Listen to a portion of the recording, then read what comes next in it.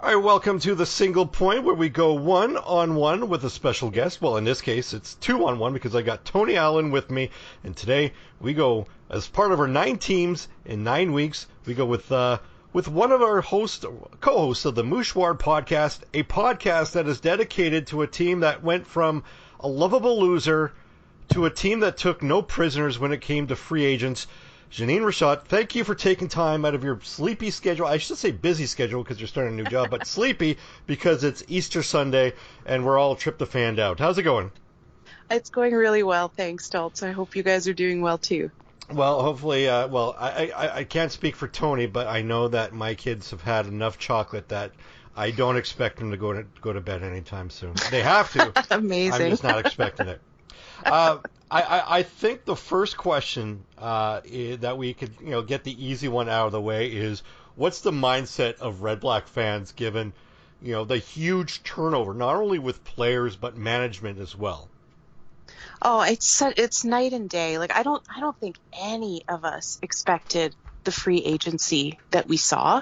Thinking back on the short history of this team, 2015 was an exciting free agency when we brought in 4 players: Brad Sinopoli, Greg Ellingson.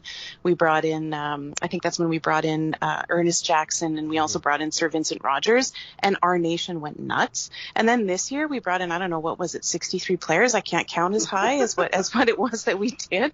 And it just solidified for a lot of fans that, okay, they took notice with everything that we were disappointed with as a fan base, and the new general manager really understood what his job was to do, which was to give the coach some tools, because this team has just not had any tools to build around. So he really understood what the city and the fan base needed, but more importantly, what you need to do to at least try to build a more successful team this year.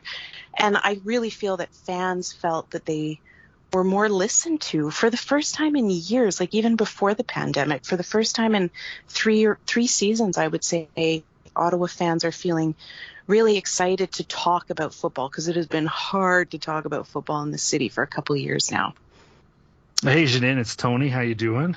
I'm good, Tony. How are you? Good. So believe it or not, we're actually already 8 years into this Red Blacks franchise. It seems like it's gone pretty quick, and you have seen the ultimate highs and you've seen some pretty gross lows. Is this kind of where you thought the Red Blacks would track when this all started, to a quick run to the Grey Cup, then some pretty ugly years? Now you're trying to jump all back in. In your opinion, especially as a podcaster and following the team, is this your idea of what a new franchise looks like, despite being, almost a decade into it? Should it have been more of a slow incline, slow decrease? Like, as you get close to a decade of having football back in the nation's capital, is this kind of where you think it was going? Has it been a mess? What do you think? That really just kind of hit me. You're right. It has almost been 1 decade. And God, where is the time? What is time anymore anyway, 2 years into a pandemic, right? But it's a great question. And I would say that in 2014, when the team came back, and even let's say a couple years before it, like I bought my season tickets, what was it, maybe 2 years before the team even started playing, they were selling season tickets. So it's been a while that, diehard Ottawa fans have been excited about having football back. There's no way I expected, second year we'd be in the Grey Cup and third year we'd win the Grey Cup. There's no way any fan expected that. That was an extremely pleasant and unexpected surprise. And I think the dive that came after that was equally unexpected, probably because we had lived through the high of such a successful franchise so early on. I don't think this is the norm for such instant success, but I do think that it's the norm for a team that is as young, yes, almost a decade, but as young, quote unquote, as the Ottawa Redblacks, to not have a whole lot of success in their first decade.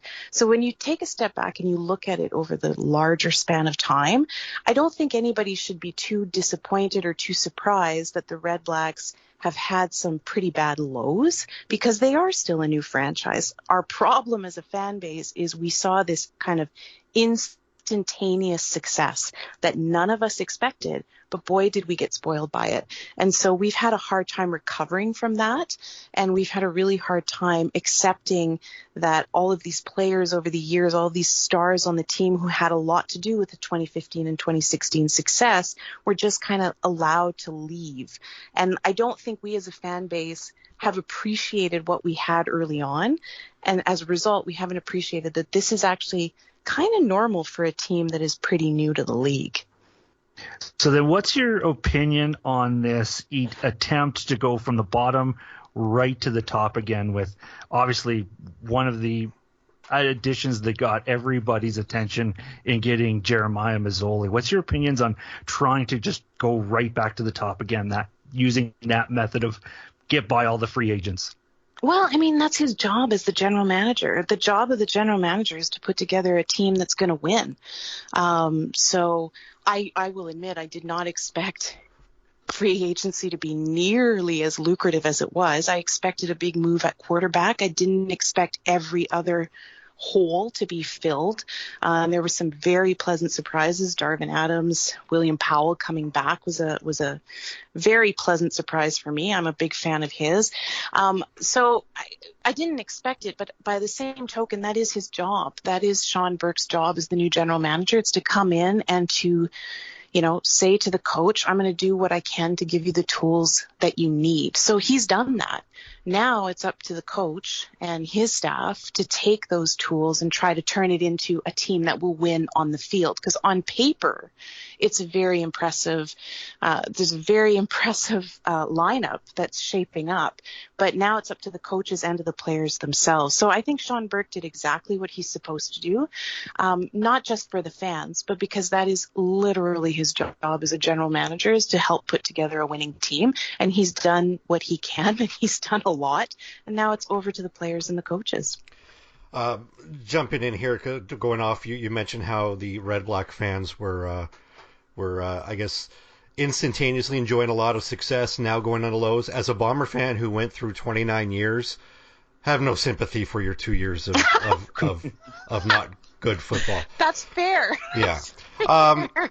Okay, so we talked about, I mean, the current regime doesn't really have anything to do with 2019, but speaking as a Bomber fan, right? And because you had those horrible years, those Joe Mack years, the Kyle Walters comes in, you kind of, you're just frustrated with the first 2 years, even though it was only 2 years under Kyle Walters, but it's like 7 years since you became competitive. I reference this because this is Paul LaPolice's second year as a head coach in Ottawa, Sean Burke's first year as general manager in Ottawa. But when you look back since 2018, they went 3-15 in 2019, obviously no year in 2020, and then 3-11 last year. I don't know if you guys looked at your schedule, but you got the reigning back-to-back Grey Cup champions for the first 2 weeks. How much of a leash does Paul LaPolice have? Should they open up the season 0-2, and not only 0-2, but maybe not look good doing it? Well, and this is where I've actually drawn a lot of comparisons to the situation of the Winnipeg Blue Bombers. Because when Mike O'Shea was hired as head coach, he still had a rough couple seasons as head coach in terms of the Winnipeg Blue Bombers record. But the team, the ownership stuck with the vision, and the Bombers became, it took 6 years, but the Bombers became what the Bombers became, which is back-to-back Grey Cup champions. And it was built, season by season, and there were improvements every single season. So I've kind of, in my mind, made that parallel in Ottawa. What we need to do is kind of what the Bombers did 7 years ago. And so with that in mind, I think LaPolice has a little bit of rope, because at the end of the day, look, and we've said it on our podcast, Michaela and I, we won free agency, but winning free agency doesn't matter. What matters is how that translates in regular season. I think it's fair for us to expect that we're going to have, a much better record this season, but I don't think it's fair for Red Blacks fans to expect that we're going to see a repeat of 2015 and 2016. So in my mind, you've now got to stick with the vision, given us the tools, given the coaches the tools. If we hit 500 this season. That is a massive improvement over 2019 and 2021, and that's something that we should be proud of because we're building on it. And that's how teams succeed and rebuild. It's year over year, season over season. This instantaneous magic is not going to happen no matter how big the names are. They've got to gel together as a unit. So in my mind, I think he's got some rope, and I think there's a vision that OSEG and the general manager and the coaches are crafting. And I think Paul LaPolice will have the latitude and, more than one more season to try to turn this boat around.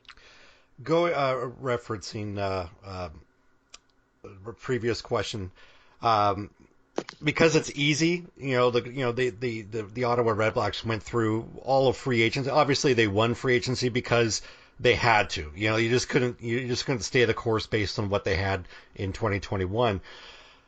Notwithstanding Jeremiah Masoli, because he's the quarterback, who's the one guy that the Ottawa went through free agency that you're looking forward to having not only a breakout season, but maybe bringing some stability to this Red Black franchise? Oh, what a good question. The one guy, it's so hard to narrow down to one guy because they really 63 guys. Yeah, it's much. really tough. Yeah. Like 4 offensive linemen, and we had such a bad O-line in the last 2 seasons. But I will say this. I will say that one of my biggest complaints, it hasn't actually even been the quarterback position, hasn't been my biggest complaint personally over the last 2 seasons. It's been the tools around the quarterback. So am I happy that we brought in Masoli? Yeah.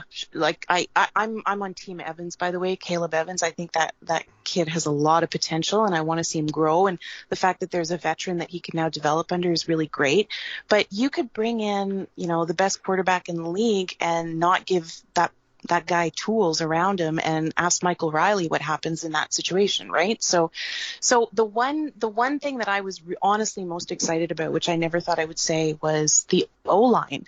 And I can't point to any of the, 4 guys that we brought in as being the key, but just the fact that we recognized no quarterback can stay upright if they don't have an O-line, and they can't hit their receivers, and the running back can't get through, and all these things that were just such a hot mess on offense. So the fact that we, realized and then went after, I'm sorry, Tony, we went after, one of your best O-linemen in Calgary, and we went after some really big names on the O-line that I'm pretty excited to see how this will shape up coming out of training camp.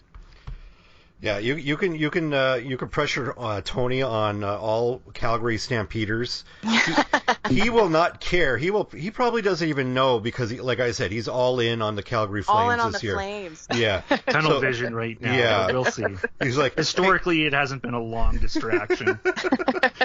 Like the Calgary Flames could just get eliminated in the Western Final or Western Conference Final, and he'd be like, hey, okay, now I can focus on the stand. Hey, what happened with Bo Levi? Why is he? What's going on? How good is he though, right? Yeah. Let's talk about how good Bo Levi Mitchell is. It is your favorite thing to talk about, I know. All right. He's so good. It's ridiculous. Let's we talked about. I guess we didn't really talk about the further on previous shows, but we talked about the PR makeover that they had in Edmonton with their new CEO. Not really a huge issue with Ottawa, but you don't really want any kind of bad distractions. You signed a guy by the name of Jacob Ruby, who obviously had some issue, maybe not all the information has been let forth and whatnot in regarding to his vaccination status and whatnot. Yeah. But knowing what happened with him with the Elks last year, is there any kind of maybe any temperamental feelings from Our Nation? By the way, kudos on trolling Saskatchewan Rider fans by throwing out Our Nation earlier, and kudos for that. Is there any kind of feelings towards Mr. Ruby when the news came out that the Red Blacks had signed him? Yeah, well, it was our first free agency signing, and I have to say, guys, I was kind of shocked because I know the story and I know about, the vaccine status and why he was no longer playing in 2021 and the controversy around it. And look, people have I live in Ottawa, the city that was overtaken by, a convoy for many, many, many days because people have very passionate feelings about everything related to the pandemic. So there's a lot of feeling about pandemic and vaccines and all the rest of it. But it didn't even make the news here. I don't think anybody paid any attention to who Jacob Ruby was and why he didn't play in 2021.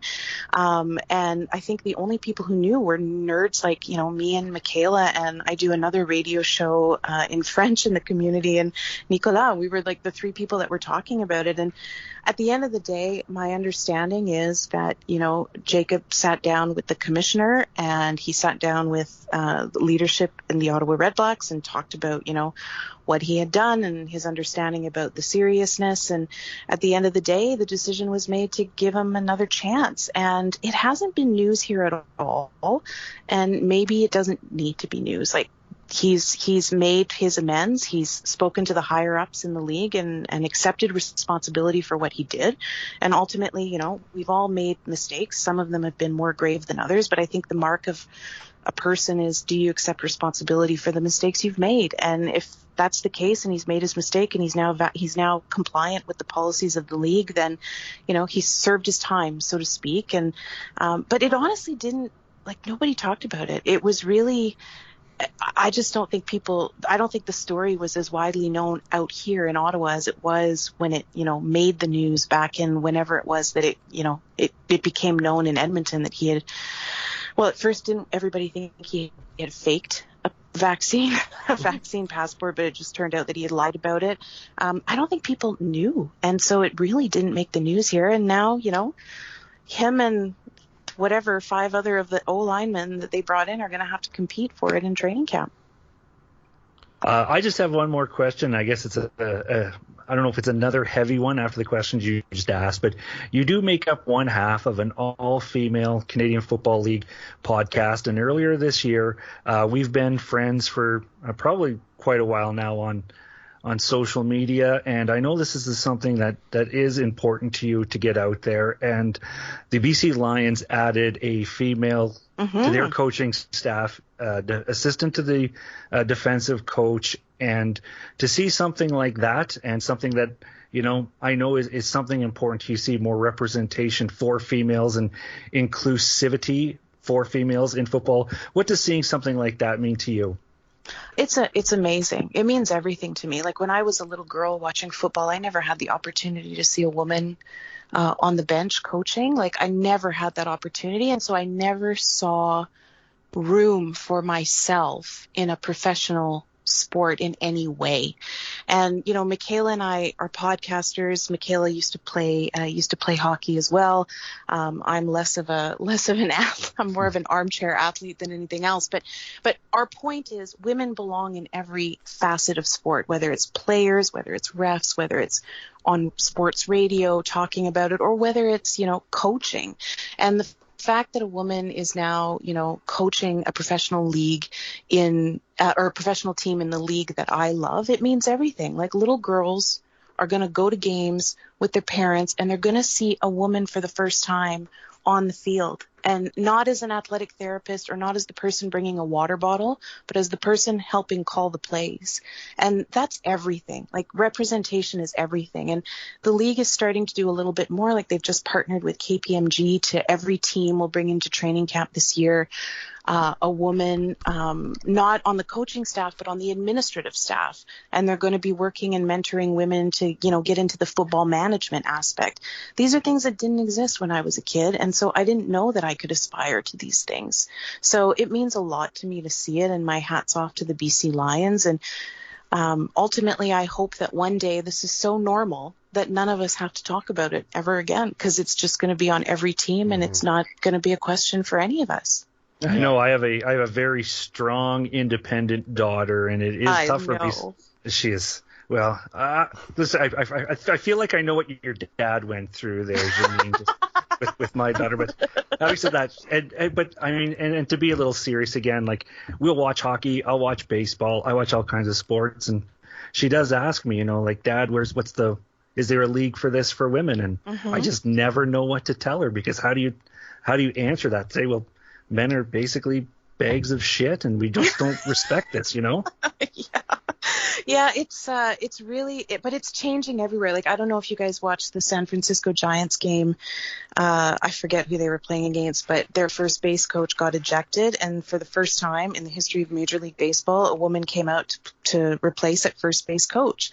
And like, she got a standing ovation when she walked on the field. These things really matter. And, for your daughter's sake, I hope that those are the stories that will stick with her, and she'll know that, just keep trucking, because it's starting to change. And, obviously a lot of the times I think it's slow. But, I think about what we're doing here and how open you all have been. Like, all the podcasters across the CFPN have been so open to having Michaela and I here. We've never felt any resistance. And to me, that's what you should be telling your daughter, that there are people like you and others out there who are really opening their arms to women participating in sport at every level. And that's honestly what gives me hope. I don't want to sound cheesy, but that is what gives me hope. No, that's perfect. If it had been any other night, because we're all turkeyed up here on Easter Sunday, we can continue talking about this for forever. But you have your bed to hit. We have ours, and we still have more of the show to hit. Before we let you go, Jeannine, as we always do every year when we do our 9 teams in 9 weeks, give us your 2022 prediction of the Ottawa Redblacks. Where do you find them in the standings, and bonus points for the exact record?